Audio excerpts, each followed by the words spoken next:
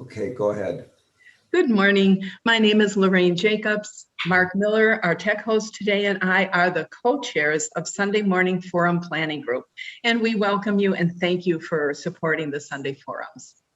For over 50 years at First Unitarian Society, Milwaukee, the Sunday Forum Lecture Series has showcased speakers of interest to our members and friends. Speakers provide a 45-minute presentation followed by questions and brief comments from the audience. Scheduling and hosting these weekly programs is accomplished by volunteers. The presenters do not receive an honoraria. The content of each forum may not always align with the viewpoint of First Unitarian Society Milwaukee. They are meant to offer topics which can be pursued further independently by those attending. Before we begin today, I'd like to bring your attention to next Sunday, November 7th. Our topic will be Who Owns the Garden? With Patricia Jurczyk, and she'll answer that question and share her poetry as emphasis. And now today I welcome Annette Robinson and team, and they're speaking about the United Nations Association of Milwaukee, and Dan O'Keefe is the host for today, and he'll do the introductions. Good morning, I'm Dan O'Keefe. I'm a member of the forum. 70 years ago, when First Church was asked through the Share the Plate program to help fund this United Nations Schools of International Learning program, also known as UNSIL. Longtime Director of Education, Annette Robertson, and the UNSIL team will tell us about this unique learning experience and how it helps us all become better world citizens. It's my honor to present Annette and the UNSIL team. Annette?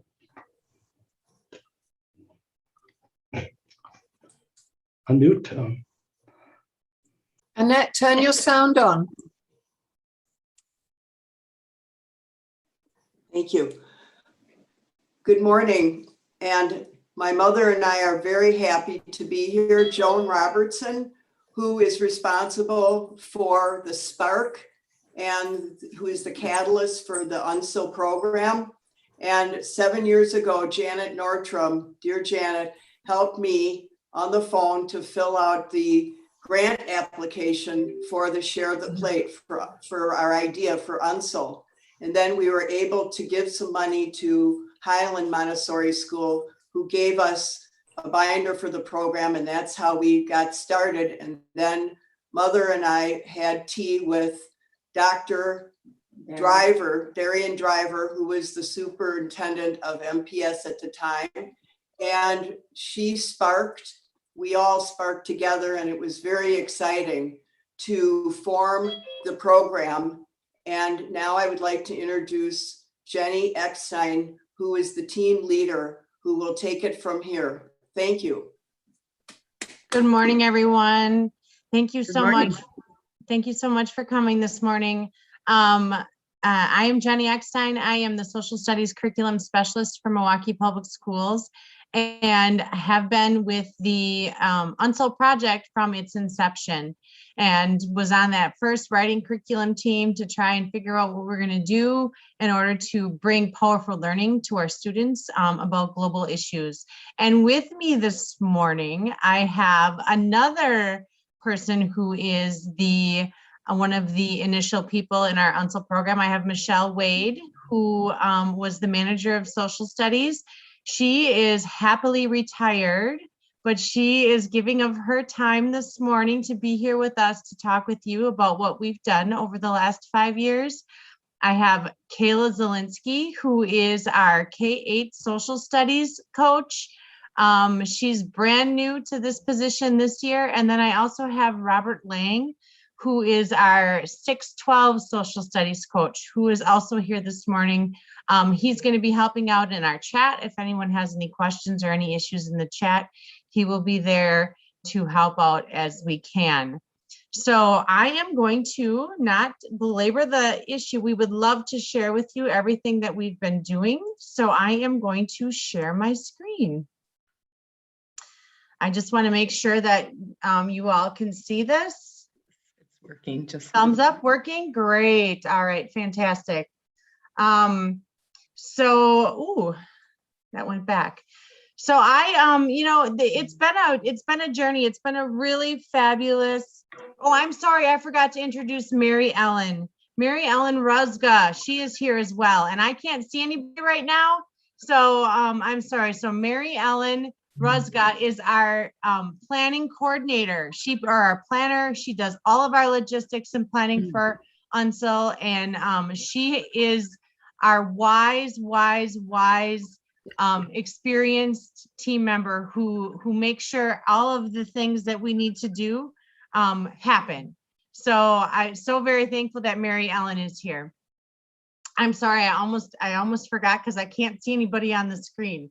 All right, so UNSIL and Milwaukee Public Schools, a 5-year journey. We have been on this journey for 5 years, and every year has been a little bit different. And today we want to share with you where we've been and where we're going. So in these 3 pictures, you can see this was our first year, our second year, and our 3rd year. And we're going to continue to talk more about what that is. So Michelle, I will turn it over to you.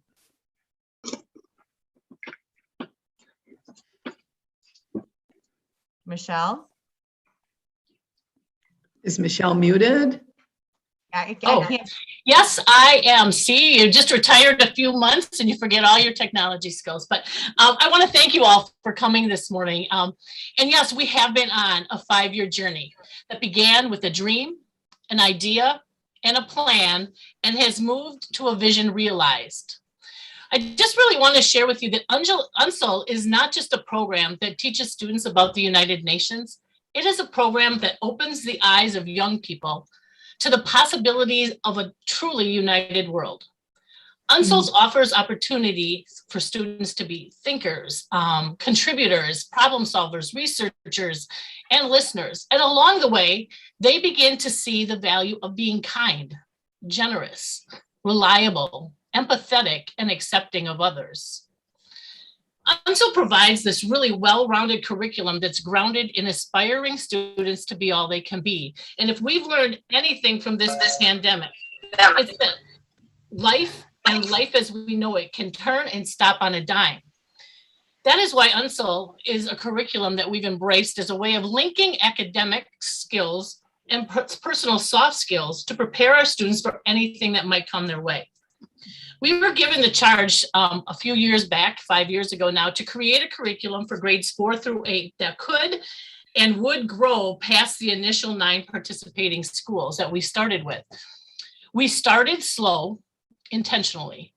We discussed and debated and finally decided to go against the popular statement or saying that says, go big or go home. We wanted to start small and do it right. That meant we started with our 4th and 6th grade students to build the foundation of what the United Nations is. The following year, we added grades 5 and 7 so that when the 4th and 6th graders moved to 5th and 7th grade, they already had the foundation built, and we began to scaffold the program, building on it every year, and then finally adding 8th grade. It has been a journey that has brought me great joy and great pleasure and really has captivated our students and teachers. Jenny will provide you with a little more information on the history of a vision realized.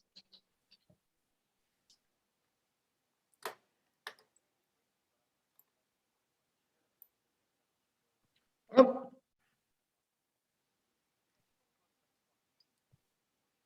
Jenny, you're muted. You're muted, Jenny. I'm sorry. And you're not retired yet. I'm not retired yet. So we thought that it would be important to kind of share, where we came from. But in order to do that, we had to kind of look at the vision and dreams of our founding member, which was Joan Robertson. And so we'd like to kind of let you take a minute to listen to her in her own words, even though she's here this morning. We think it's important that you hear the reasoning behind why we are UNSIL.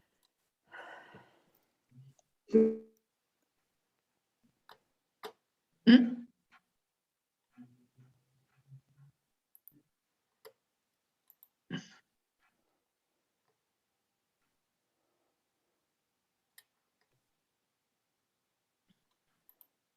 Is there sound? No, there's no sound. I think that I've just been extraordinarily blessed. I really do.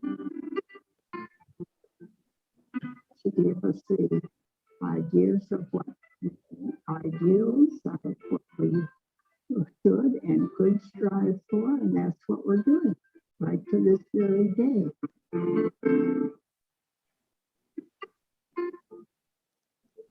It was so much the United Nations does.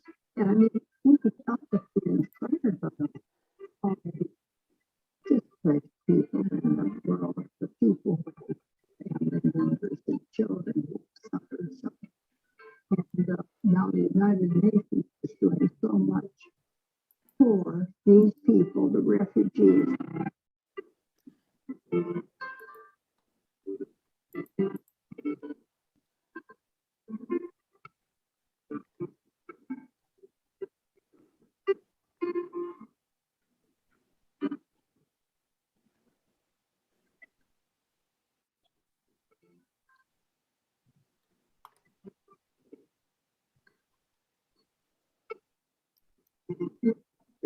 Idea that we knew that youngsters could somehow or another, even at an early age, be taught that there is a big world out there and that other people are doing the same sort of thing that we're doing. And most people want peace and want friendship, want to get along because it's practical. We hope we'll keep on expanding in the different schools. It's a thrill to see how happy they are to be engaged in this program and what they produce. I just want people to know that I am thrilled. Participation in MPS and public schools, and we feel that there's nothing like good old Milwaukee public schools. And may they increase in their endeavors and in their support and try to make each school a better place for a child to go and to be.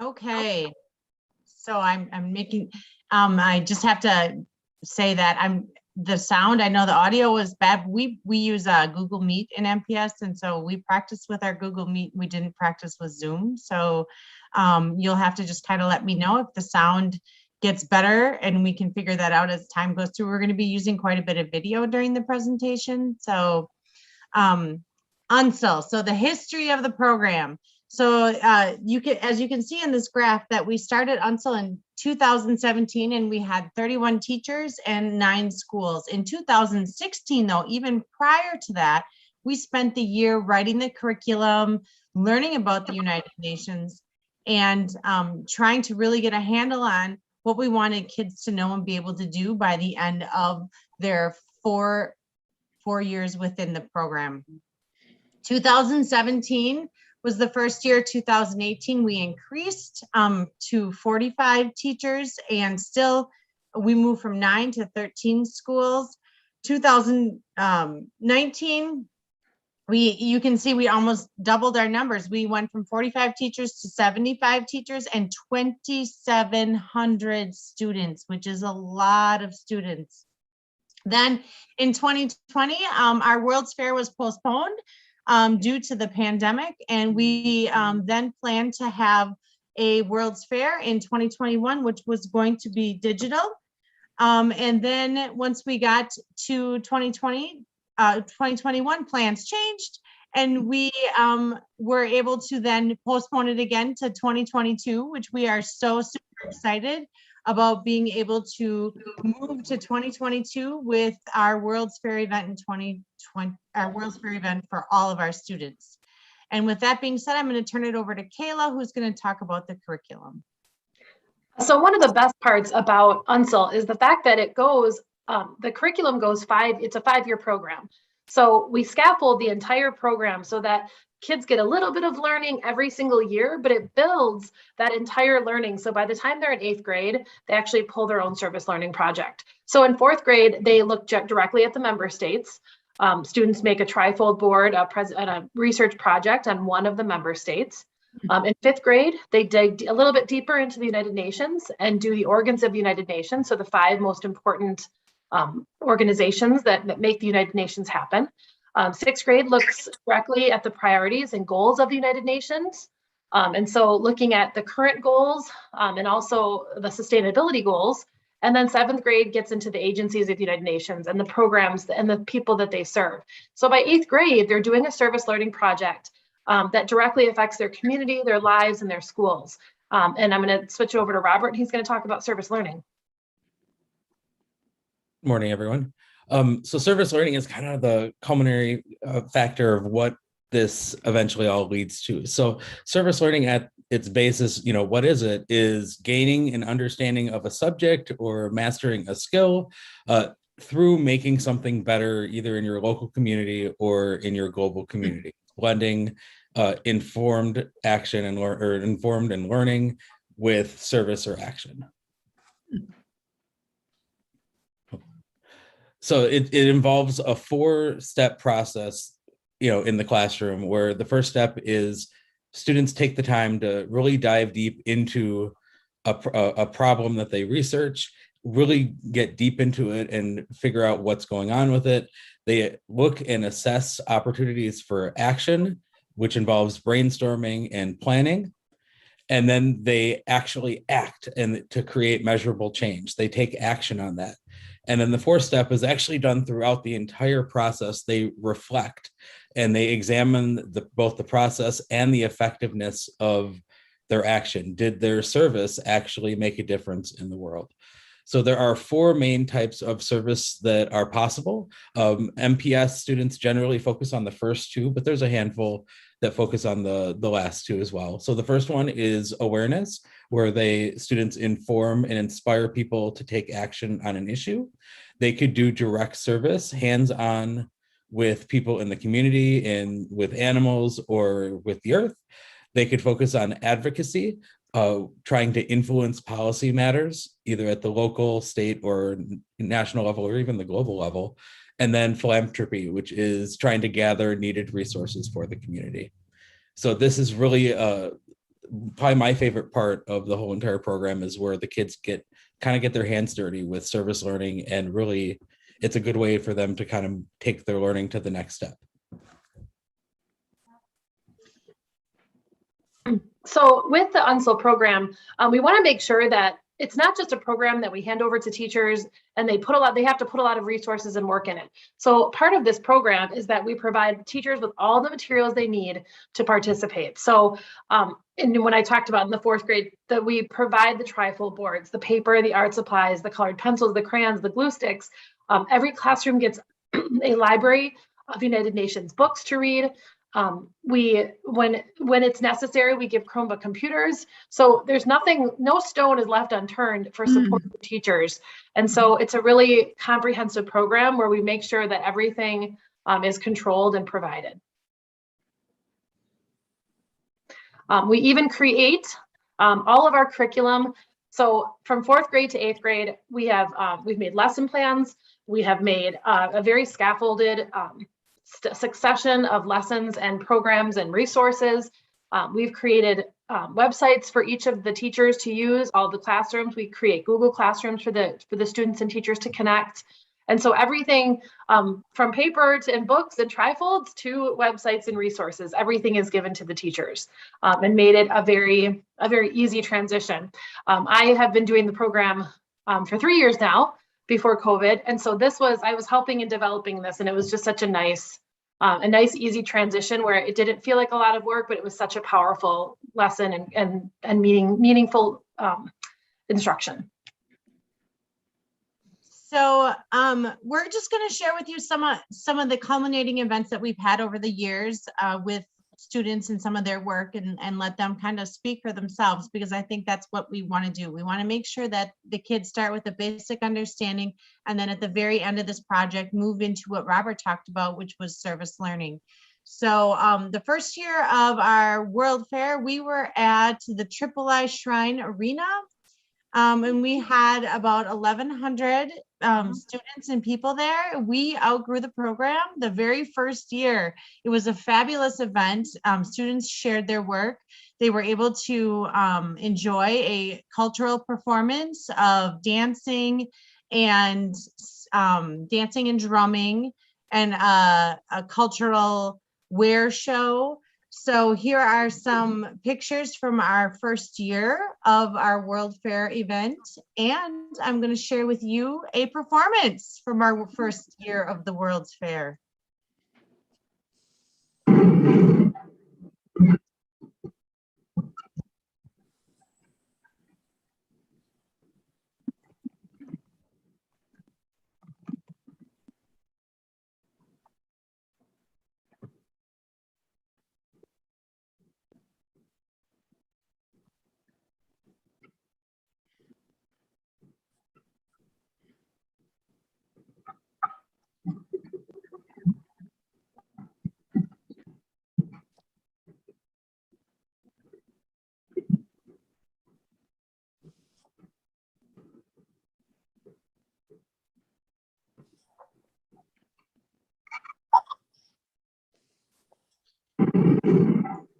So what we really wanted to do is we want kids to be able to share what they know and what they learn at the same time. And our kids bring a lot to the table. They bring a lot from their own cultures, they bring a lot from their home, and they also bring a lot from their school community.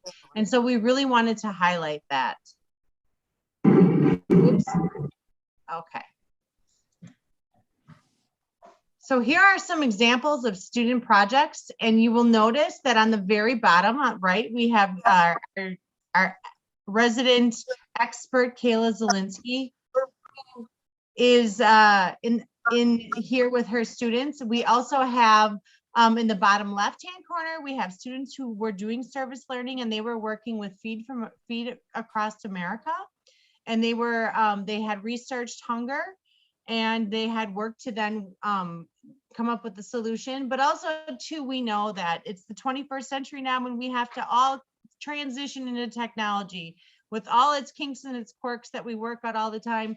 But our kids, they can use technology like it's second nature. They're so used to being able to present their findings, show what they know, and then also turn that into some kind of a presentation piece.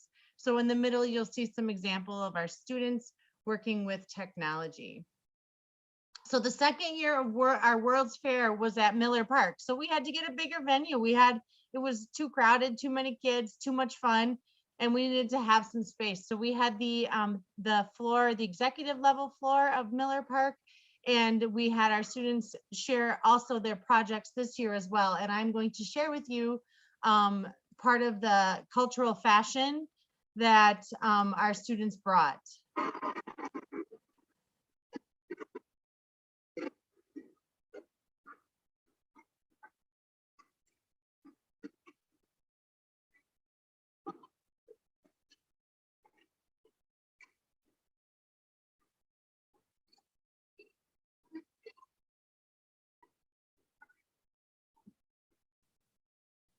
Okay.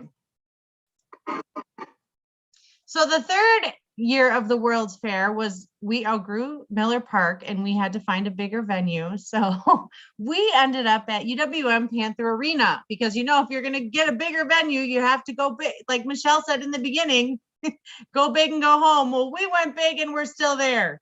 So it's fantastic. So we're using, we used the entire floor of the arena, as you can see in this picture in the upper right here. These are all student projects, the entire floor of the arena, along with the stage over here where we were able to do student performances on the stage.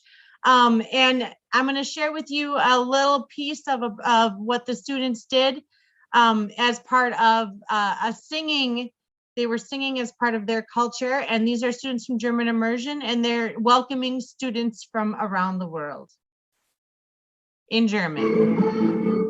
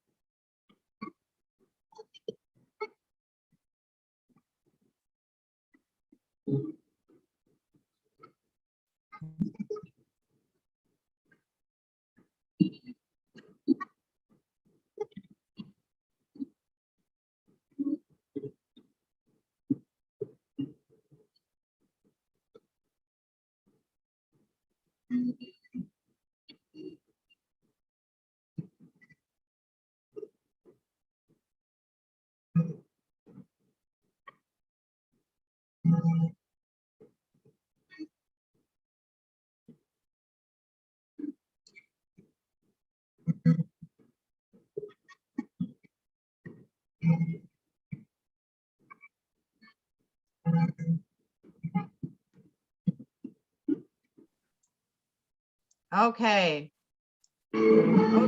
Jenny, can I just interrupt for just one Sure. second? On my computer, none of the sound is coming through on the videos, and I don't know if it's for you too, but if there's a consensus, maybe you could pass on the videos or just tell us what We're they're- done with them pretty much at this point. Okay. There's a couple more. You know, Well, I'm consider that. so, you know what, I'm going to okay, yeah, that's not gonna work. Okay. All right. I'm doing my best to get the feel of the video, Yeah, but it's yeah. not really Okay, there. we got it. We'll just Okay. keep moving forward. So here are some Okay, thank you. here are some pictures from the World's Fair event that we had at Panther Arena, and you'll notice the large numbers of students and the large numbers of projects, and they were very, very excited. Up here in the upper right-hand corner, you can see where there is a screen, and then all these students in here, those students are 8th graders, and they were presenting what they did for service learning, and they were presenting how they researched an issue in the community and then turned that issue into actionable work. So I will skip these. These are videos of student reports. Skip that. So we know what we're doing is working because the teachers are telling us, and we also take their feedback very, very seriously in regards to what we can do to make it better. So Ms. Ocampo at Story School and Michelle Reifschneider from Victory School really kind of chime in on why we do what we do, because it teaches kids how to face problems in their world and in their community, and then show them that they can help. So next steps, where are we going? We are looking at reestablishing all of the 13 programs in our schools after the pandemic. We are looking to recruit 5 more schools to join this so that there is a continuum, especially with our language immersion schools. We've been working over the last couple of years, every year, updating the curriculum and the content to make sure that everything we have is 21st century. And then we're also collaborating with UWM because they host the Model UN for our high schools, and they are looking to revamp that whole program as well. So then there would be an MPS continuum from 4th grade through high school. So it's slow and steady, but we keep working towards that final goal of making sure that all of our students know how to be good citizens. And very exciting news, we are going to be hosting the World's Fair 2022 on April 19th at UWM Panther Arena. So we are headed forward. And with that being said, I'm going to turn it over to Mary Ellen, who is going to talk about what it takes to get this done. Mary Ellen, you're on mute. Good morning, everybody. I want to thank you all for inviting us to your special meeting this morning. So, how does this all get done? We start planning this about 6 months prior to the event. The school staff is contacted and the student numbers are established. During this time, professional development is provided for each grade level to discuss the requirements of the grade level projects. Once we get the number of classrooms, the number of students, and the number of teachers who are going to be involved, we order supplies and they are sent out to each of the schools. We get lists from the teachers with the names of their students and their sizes, because if you noticed, each of the students had a t-shirt on with a logo that I received information from the UN that we could use that particular logo. So the logos you see on the shirts were sent to us by the UN. And we tried to color coordinate those t-shirts so we could identify kids better when they came into the arena or wherever the venue was. We had blue and white shirts for the younger kids, and of course the black and white ones for the older kids. During this time also, we are getting all of permission slips written, and we need to have them translated, and we translate them into the 7 languages of the district.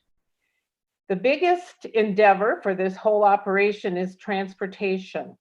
Transportation is scheduled with the Department of Transportation at MPS. We have to find out numbers. We have to find out schedules of the school, and we have to see how many buses we have to send to each of the schools so that we can make sure that the students get to the venue quickly and safely. They're picked up. We may have to order special, an extra bus if they are bringing instruments, if they're one of our performers. And remember, they're all bringing in their trifolds, so that adds a lot of extra planning on the buses to make sure that everything is gotten to the arena safely and without getting damaged along the way. During this time, we are also conducting online conversations with Panther Arena. We have to design how we want to use the bowl of the arena.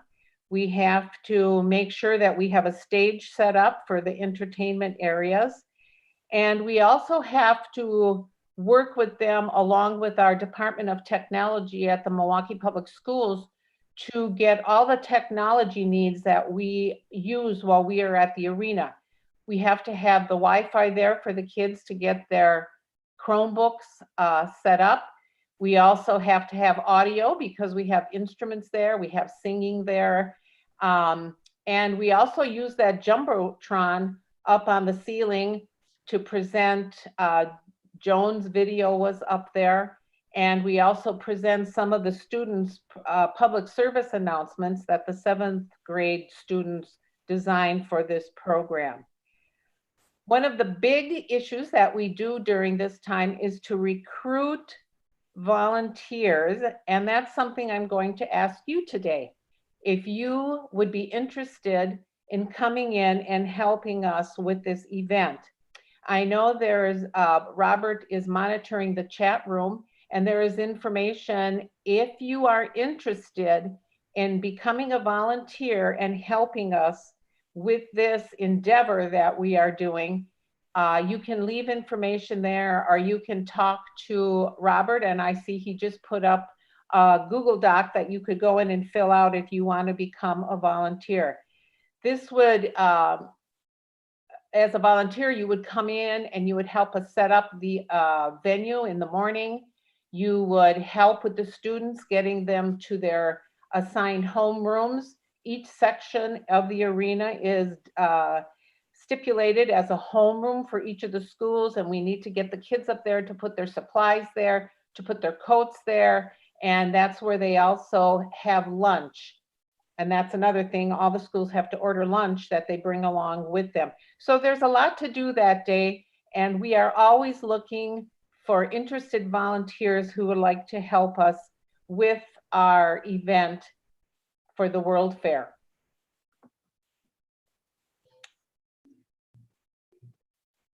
So year 6, so mark your calendars, April 19th, 2022, we are going to be culminating our United Nations project with our celebration of not only the student work, but celebration of the many, many cultures and things that our kids offer here in Milwaukee Public Schools, and we would love for you to come and be a part of that.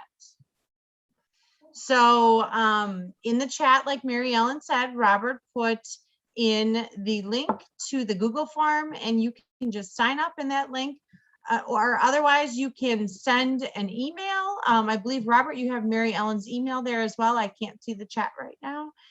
You can always email Mary Ellen, and she's our person. She knows what to do with this. So with that being said, we're going to end with MPS and UNSIL Proud. That's what we are. We keep working every year to try and make things happen and make things better for our students. And if anyone has any questions, now would be a great time to answer those. So let us know if you have questions. Thank you. The program sounds marvelous. Dan, I heard you. I didn't see any questions in the chat box right this moment, but I have a question on myself. I didn't realize our MPS schools was a virtual UN by itself. Can you tell me what the 7 languages are that are the dominant languages for the students in this program? Well, I can't say what the dominant language is. I can tell you that we have 35 different languages spoken in these schools. And I can also tell you that, many of them are working with our ESL English as a second language. And I think it's very much a mixture of students from all around the world. And many of them come to us as refugees and immigrants. And we I'd say it every day, work miracles, because I do not know how some of these teachers are able to do the amazing, powerful work with these students who are often displaced from their homes. So it is fantastic. Thank you. I appreciate that. There are a couple questions. Dennis? Oh, yes. Sorry. Dennis, go ahead, Dennis. Yes. Yeah, this is an exciting program, and really happy to see how far it's been developed. 2 things. You weren't able to play the part about the particular projects of the kids. I'd like some examples of it. And secondly, I'm wondering if you've incorporated the United Nations Earth Charter into your work. It's something that came up years ago. I remember giving a talk about it, and just wondering how extensively that has been used. I think UW Oshkosh is using it for a way of framing a good part of their instructional programs at the college level.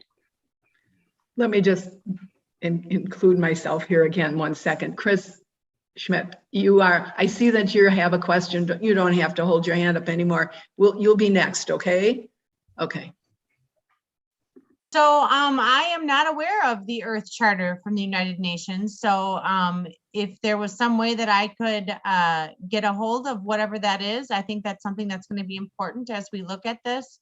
I know that's the first part of your question. The second part is the student work. So some examples of the student work. 4th grade, they do look at all the member countries, and they do like a research. I say basic, but they're 9. So for them, it's a big deal on the countries of the United States or of the United Nations, and when they entered into the United Nations. And then our 5th graders do a technology project where each of them are assigned different organs of the UN. So they look at, the General Assembly. What is the General Assembly? Who sits in those seats? And what is the work that they do? The Security Council. What is the work that they do? And then our 6th graders take it one step further, and they look at the global goals. So they're looking at, climate, they're looking at safe cities, they're looking at clean water, they're looking at all of those goals, and then taking a position on them and writing a mellow position paper on what those are. And then our 7th graders do PSAs, so public service announcements, using the agencies of the UN, so like UNICEF and the World Food Organization and all of those things, and they create a public service announcement. And then finally, at the very end is 8th grade, which is what we've been talking about, since the beginning, of how our 8th graders then take what they've learned about the UN and the work of the UN, and they go into their communities and they do that service learning piece where they look at a problem in their community and then they figure out how they can make change. So specifically, that is kind of the sequencing of it. The two videos I was going to show you one was of Japan, a 4th grader who was giving her virtual presentation of her country, which was Japan. And then the other one was a public service announcement done by a 7th grader at Victory School, where she looked at the World Food Organization. So. Thank you. Yeah. Okay. And Chris Schmidt, if you have a question, we have several others and not a lot of time. So just if you could keep that in mind. Thank you. You have to unmute yourself. Unmute. Let's see. You hit mute again. You need to unmute.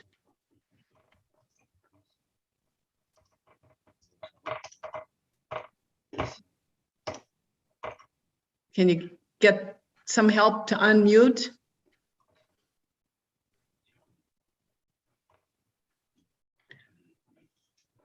Okay, we'll come back.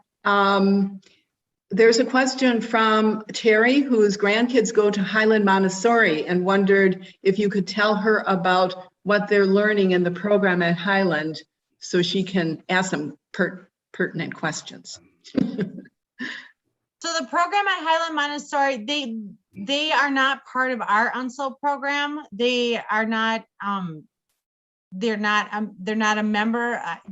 They're a charter for MPS. They're not a member of Milwaukee Public Schools. So I don't mean to make it sound like that, but they're not. Their program is a different program than what our program is. So I really can't speak to that. I don't know exactly what it was. Michelle can. I actually put in the chat, we did look at some curriculums from other districts. And when it came down to it, we really decided we needed to take a needs assessment of the students we serve in MPS. And we built our program based on that. Not saying there's a program that's better. We just know what we need. We receive a lot of refugees. We have a school designed just for it. The Milwaukee Chinese language school. They take our newly refugee students into their school. And so all programs are good. We just needed to really own it and have our teachers own it so that we could begin to build capacity through that program. Okay, I noticed on the chat that there's top languages listed there. So the person who is interested in that can take a look at the chat. Thank you, Wendell, for that. And someone is asking if their projects are aired on public TV. So this past year, when we had the intention of doing a virtual World's Fair, which I believe this year, our 7th and 8th grade will probably be virtual, and our 4th, 5th, and 6th will be at Panther Arena. That's what we're looking at right now. It won't be on public TV, but it'll be live it'll be on YouTube. We have an MPS YouTube channel. Okay. And so not every single project can be live on YouTube, but we'll probably highlight projects live on YouTube. So it's kind of hard to take, 12 to 1,600 projects and show them all. So that's why we want them to showcase and share them with each other. So.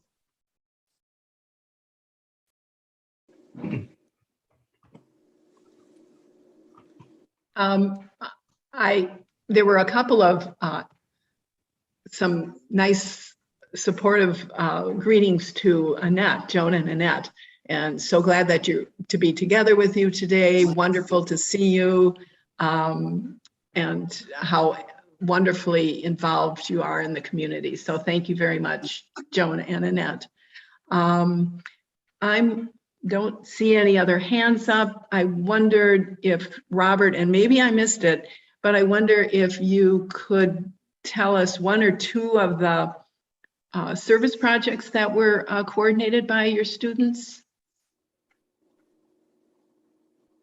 Well, as Jenny kind of mentioned, that we're new this year, and so I'm more high school. So the service learning projects that I have experience with are the service learning projects from high school. Kayla might be able to do more of the ones that have been in UNSIL, or maybe Jenny. Oh, I didn't know there was a difference. So there were the major service learning projects that we had in the past. Is first of all, hunger and food is a big one.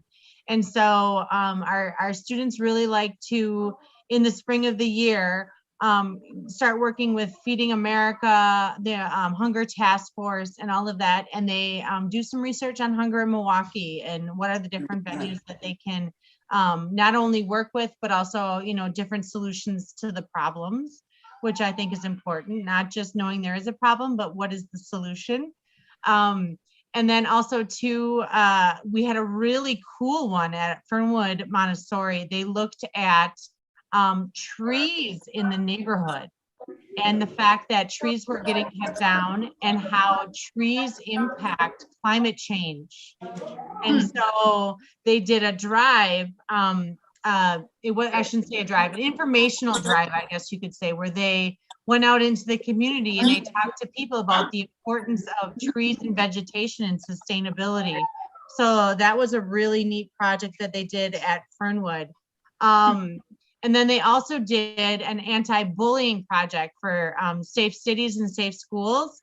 Our Story School did an anti-bullying project where the kids looked at, just issues in the schools, issues in the community, and then how to then become better citizens of their school. And so they shared it with the members of the school community. So the cool thing about service learning is it doesn't have to be this big thing that's shared out everywhere. It can be just for a select group of people.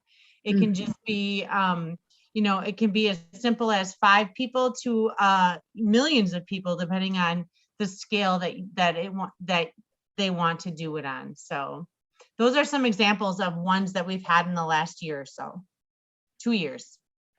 Thank you.